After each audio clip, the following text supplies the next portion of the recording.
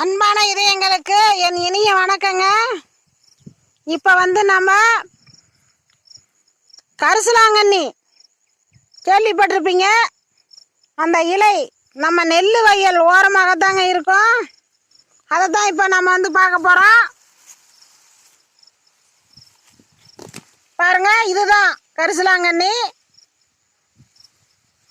இந்த இலையை நம்ம பறித்து, இது வெள்ளை கரிசலாங்கண்ணின்னு சொல்லுவாங்க. வெள்ளை பூவாக இருக்கும். நெல்லங்காட்டு ஓரம்தாங்க இது இருக்கும். இந்த இலையை நாம் பறித்து நாம் கடைஞ்சியும் சாப்பிட்லாம். இதை நம்ம 4 இலையை பறித்து மிளகு சேர்த்து அரைச்சி நம்ம தலைக்கு தேய்ச்சி குளித்தோம்னா பொடுகெல்லாம் போயிடுங்க. வெள்ளை கரிசலாங்கண்ணின்னு சொல்லுவாங்க.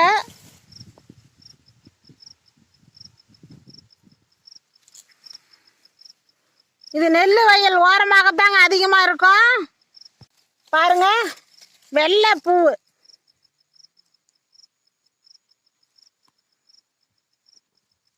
வெள்ளை பூவாகத்தான் இது இருக்கும். இந்த இலையை நாம பறித்து நம்ம பண்ணைக்கீரை மாதிரியே இதை புளி சேர்த்து கடைஞ்சி சாப்பிட்டா உடம்புக்கு அவ்வளோ நல்லதுங்க.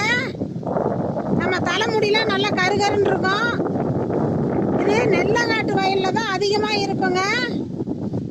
இது ரொம்ப மருத்துவ குணம் உள்ளது கரிசலாங்கண்ணி. இதுலேயே மஞ்சள் இருக்குது. அதை நான் நெக்ஸ்ட் வீடியோவில் சொல்கிறேன். இதை கடைஞ்சி நம்ம சாப்பிட்டா அவ்வளோ சுவையாகவும் இருக்கும், உடம்புக்கும் ரொம்ப நல்லதுங்க. இது வெள்ளை கரிசலாங்கண்ணின்னு சொல்லுவாங்க. இதை பார்த்து நீங்கள் பயனடைங்க. மேலும் விவரங்களுக்கு ஈஸ்வரியின் 4 மூலிகை சேனலை ஃபாலோ பண்ணுங்க.